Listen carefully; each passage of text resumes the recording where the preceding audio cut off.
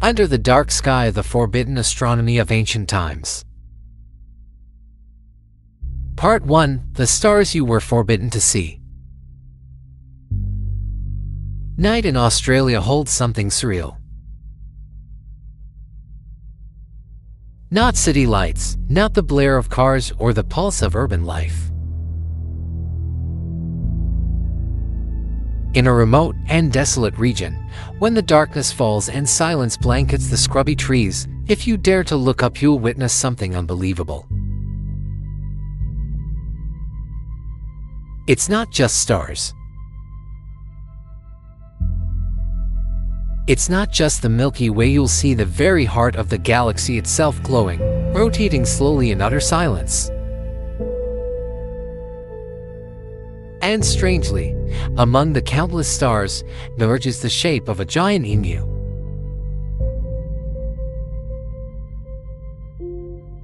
Formed not from light, but from darkness, dust clouds and shadow obscuring the brilliance behind.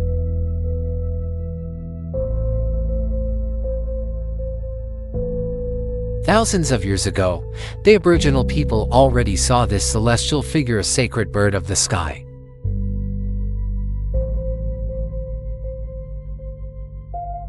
For them, the night sky was not scenery.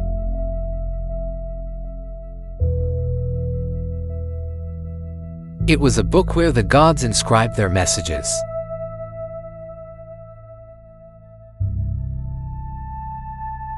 It was a map guiding through the blackness.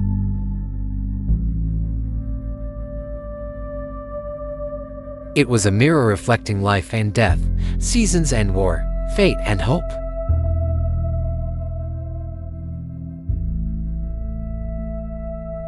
It sounds absurd, but in ancient Chinese dynasty civilizations that excelled in calendars and astronomy was a secret art.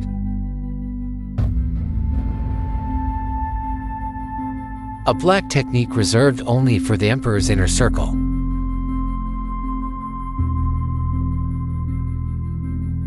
Anyone who studied the stars without permission was seen as a traitor. Punishment: exile. Prison.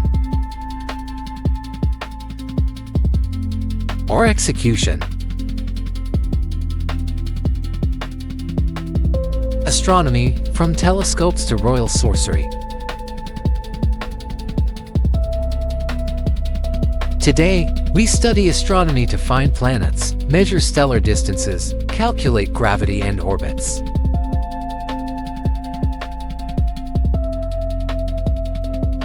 It sits neatly under physics, mathematics, and tech.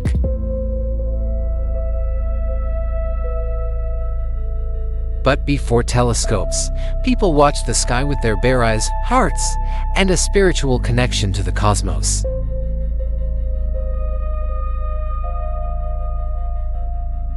Babylonians observed the wandering stars, what we now call planets.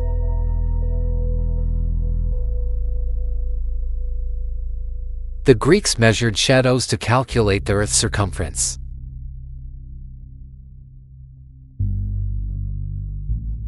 But the Chinese went further. They believed that every change in the sky was a signal from heaven.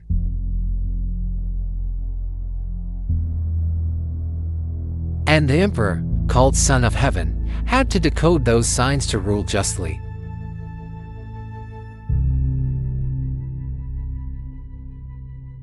Thus, ancient Chinese astronomy wasn't science, it was divination.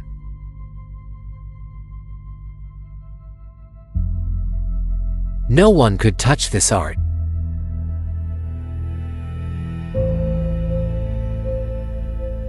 Knowing heavens will meant knowing when emperors fall, dynasties collapse, or rebellion stirs. That knowledge was ultimate power.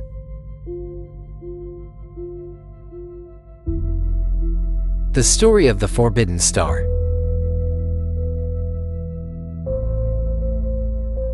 Emperor Wu of the Ming Dynasty once encountered a dangerous question while reading.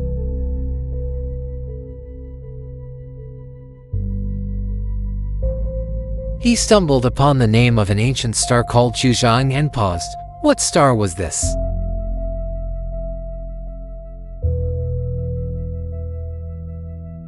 No one knew. Not the imperial astronomers.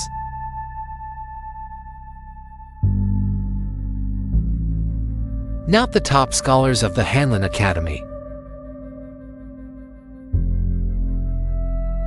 Not because they were ignorant, but because they dared not know.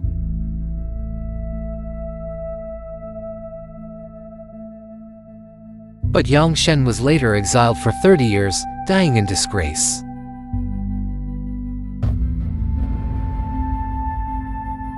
To learn astronomy, in that era, wasn't to love stars but to step into the war between heaven and earth.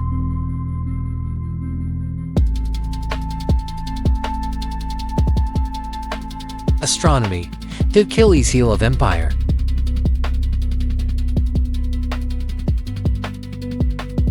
Imagine if a scholar could predict eclipses, foretell droughts, or name the year of natural disasters.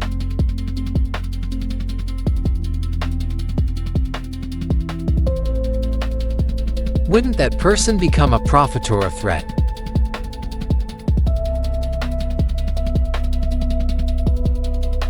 Still, astronomy remained vulnerable to political manipulation.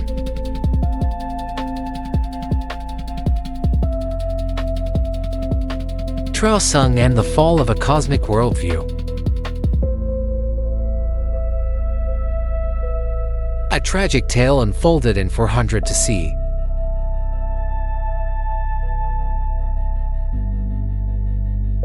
In the war between Northern Wei and later Qin, General Tuobagui of Wei had the upper hand.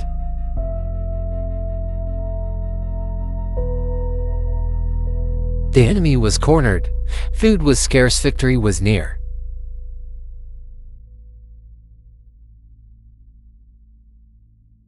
Then, the imperial astronomer Trao Sung stepped forward and warned. My lord, I have seen a leftward lunar halo.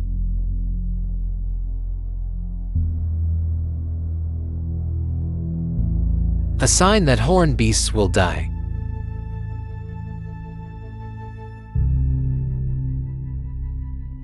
The lunar halo, a glowing ring around the moon, is now known to result from ice crystals in the atmosphere.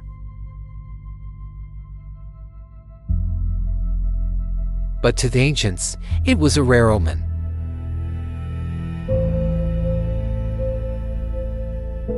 Horned beasts referred to the oxen that pulled supply carts.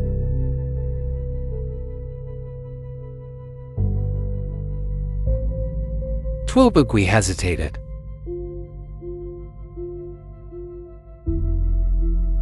He trusted celestial signs.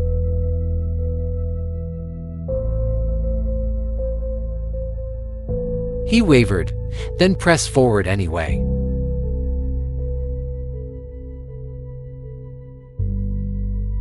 And indeed, hundreds of oxen died mysteriously in one day.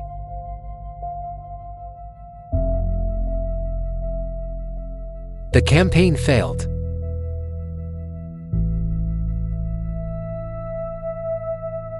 Tuobagui returned in sorrow.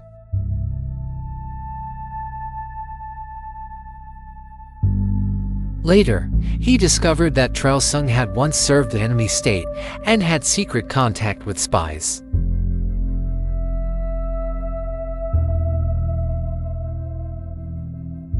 The omen was perhaps no omen but sabotage.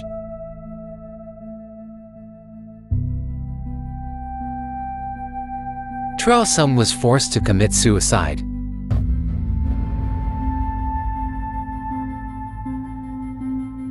Ancient astronomy, a way to live with the cosmos.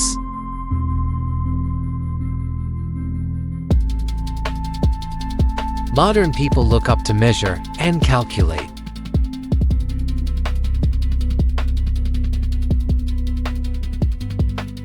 The ancients looked up to understand and harmonize.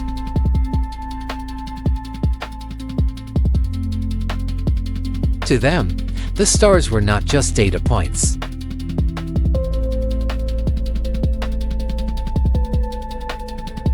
They were divine markers.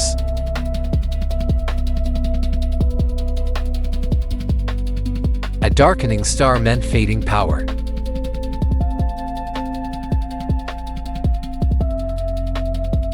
An eclipse meant chaos.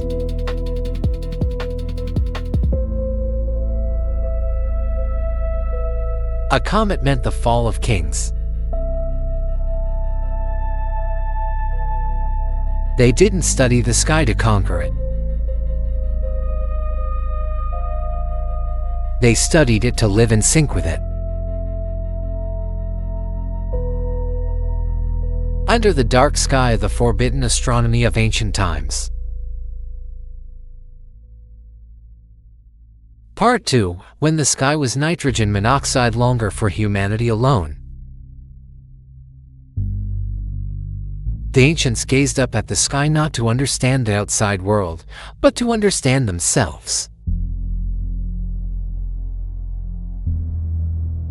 They observed the stars not with telescopes, but with the mind. Each star was a node in the network of destiny, each constellation a symbol of life, death, and transformation.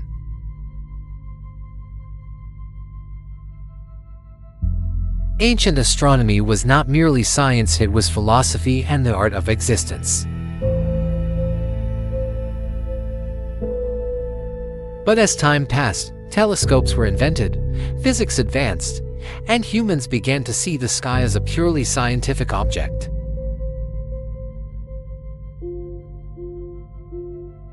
We started to analyze the heavens instead of listening to them.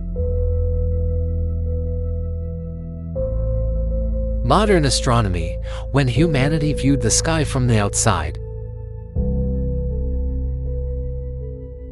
Since the 16th century, with Copernicus's heliocentric model, Western astronomical thinking entered a new era. No longer was Earth the center, humanity began to accept that we were just a tiny point in an infinite universe. Galileo's telescope was a major breakthrough. With it, he discovered moons orbiting Jupiter, proving not everything revolved around Earth.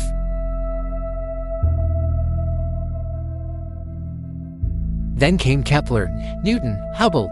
Step by step, humanity dismantled the heavens. We measure the mass of stars, calculate orbital tilts, identify black holes and exoplanets. What ancient people believed to be divine is now explained by formulas and data. But is that really true? The problem isn't the telescope, it's how we see. The ancients viewed the sky like a child looking at their parents with reverence, fear, and gratitude.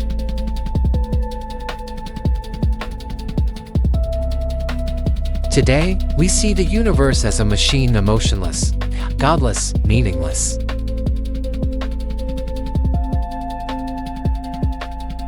The word astronomy has lost its heavenly essence. It has become cosmological science and detached from humanity, detached from feeling. We've forgotten that.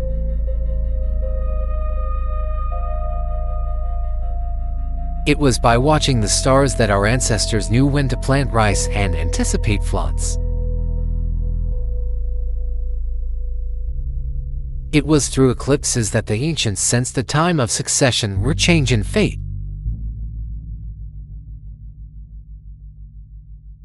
It was through comets that ancient empires prepared for war or knew when to retreat.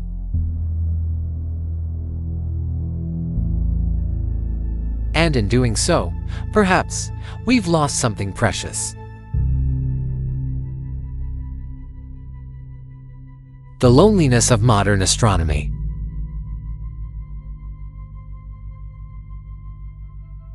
Today, the largest telescopes on Earth can capture light from celestial bodies over 13 billion light-years away.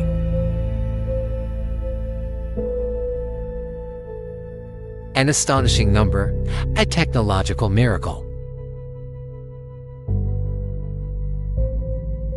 Yet, it is also a distance we can never truly touch.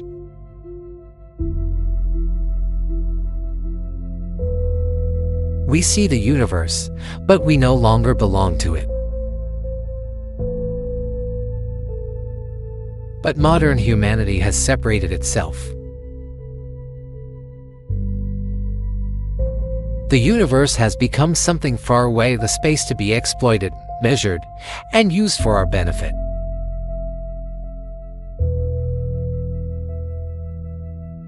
We have become observers, not participants in the story of the sky.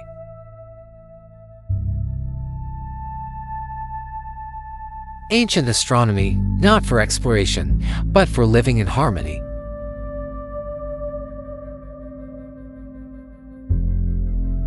Therefore, astronomy was not to dissect the sky scientifically, but to read heaven's message and act righteously.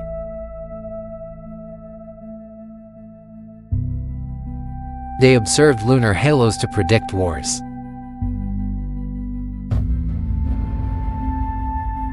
They watched the changing color of the sun to prepare for crops. They did not exploit the sky, they aligned with it.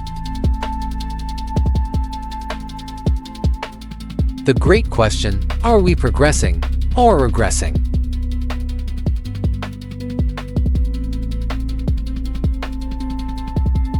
When you look at a star, you are seeing light that left it millions of years ago.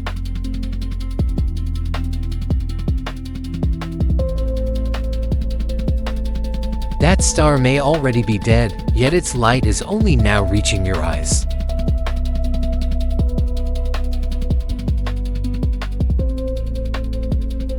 We are looking into the past of the universe and think we understand it.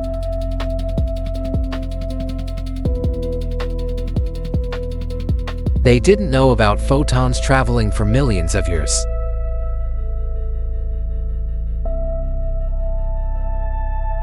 But they knew something we often forget.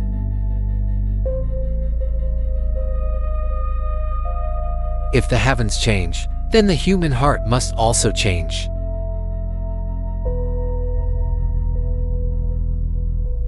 We know more now, but do we truly understand more?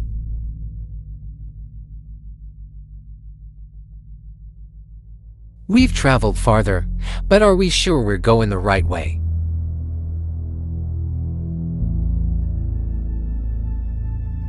We can grasp the movements of planets.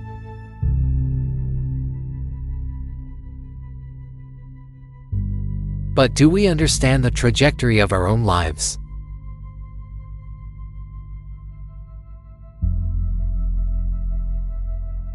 Ultimately, humanity is just a traveler beneath the sky.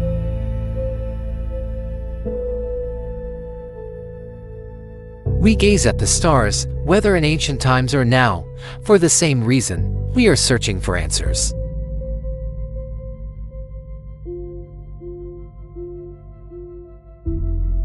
But maybe, the truth lies in the middle.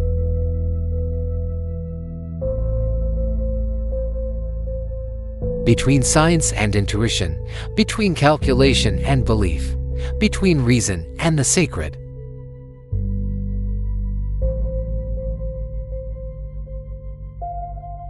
Because no matter how far we see, how many satellites we launch,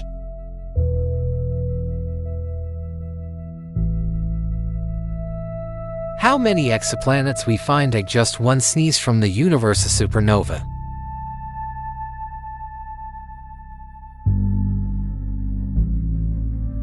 a rogue asteroid, and humanity would be no more than a speck of dust in a blink.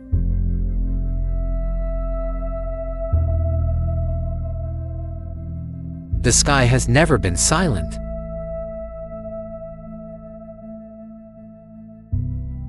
We have simply forgotten how to listen.